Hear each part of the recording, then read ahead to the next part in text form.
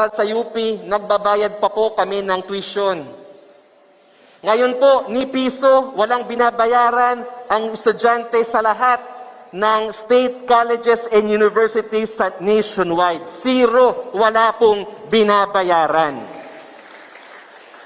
Pangasinan State University, Tarlac State University, kahit ano po yan, wala pong binabayaran sa panahon lamang ng Duterte legacy. At hindi lang po yan sa mga national colleges and universities. Kasama rin po yan ang mga local colleges and universities so long as they are accredited by that SHED.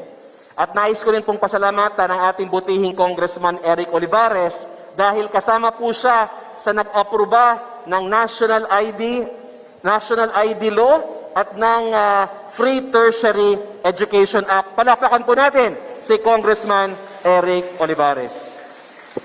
So hindi ko na po ito papahabaan, kaya po nating makipagdebate kahit kanino.